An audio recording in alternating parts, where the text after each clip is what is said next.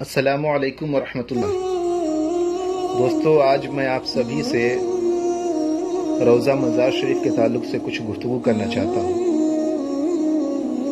آپ سب جانتے ہیں کہ اللہ کے فضل و کرم سے مزار کی آمدنی کتنی ہے، اور آپ یہ بھی جانتے ہوں گے کہ ان پیسوں سے کیا کیا جاتا ہے، کس طرح کوئی شخص ان پیسوں کو اپنے باپ دادا کی جائیداد میں شامل کر لیتا ہے۔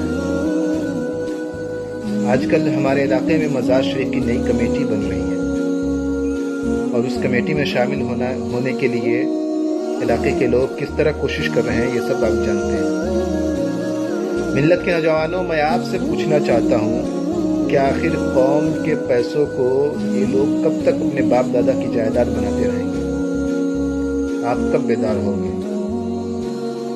کبھی آپ نے سوچا ہے کہ یہ پیسے جاتے کہاں ہیں؟ اب تک مزار شریف قرض میں ڈوبا ہوا کیوں ہے؟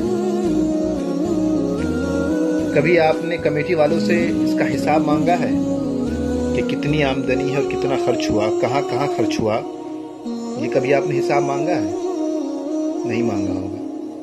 اسی کا نتیجہ یہ ہے کہ اب تک ہمارے علاقے میں ان مزار شریف کے پیسوں سے کوئی اچھا کام نہیں ہوا ہے۔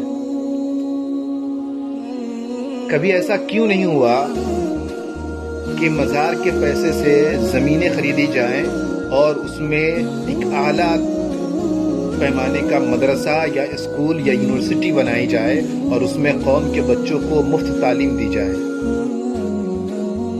سوچئے کبھی، اگر ایسا ہوا ہوتا کہ قوم کے بچوں کو پڑھانے کے لیے مفت ادارہ ہوتا تو آج ہمارے علاقے میں جو نئی نسل آپ کو ان پڑھ دکھ رہی ہے، یہ آپ کو دیکھنے کو نہ ملتی، سب پڑھے لکھے ہوتے ہیں۔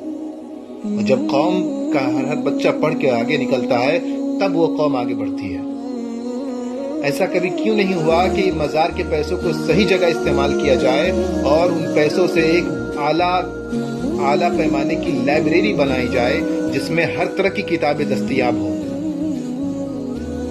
ان پیسوں سے کوئی ایسا مدرسہ کیوں نہیں بنایا گیا جس میں عربی، انگلش، اردو، ہندی، ہر طرح کی تعلیم کا بندوبست ہو؟ آخر کب یہ کام ہوں گے؟ مزار کی اتنی آمدنی آتی تو جاتی کہاں ہے یہ سب؟ اس کے تعلق سے آپ سوچئے اور اپنے علاقے سے ایسے شخص کو چنیے جن پہ آپ کو بھروسہ ہو کہ یہ جب آگے بڑھے گا تو یہ کچھ قوم کے لیے کام کرے گا، نہ کہ اپنے گھر کی روٹیاں سیکے گا۔ اگر ایسوں کو آپ چن کے آگے بڑھاتے ہیں تو انشاءاللہ مستقبل میں کام ہوں گے۔ کوشش کیجئے، ان سے مطالبہ کیجئے کہ ہمیں آپ ان پیسوں سے کوئی ایسی لائبریری بنا کے دو جس میں ہر طرح کی کتابیں ہمیں مل جائے، کوئی ایسا مدرسہ بنا کر کے دو جہاں سے قوم کے بچے نکلے، یا کوئی ایسی یونیورسٹی بنا کے دو جس کے لیے جہاں سے قوم کے نمائندے نکلے۔ سر سید احمد خان نے انڈیا میں ایک یونیورسٹی بنوائی، علی گڑھ مسلم یونیورسٹی۔ آج ہندوستان کا جو حال ہے وہ سب آپ جانتے ہیں۔ آج قوم کے جو نمائندے آپ کو دکھ رہے ہیں ہندوستان میں، وہ اکثر علی گڑھ مسلم یونیورسٹی کے پڑھے لکھے لوگ ہیں۔ لیکن آپ کے پاس تو ایسا کوئی یونیورسٹی نہیں ہے، کوئی اعلیٰ قسم کا مدرسہ بھی نہیں۔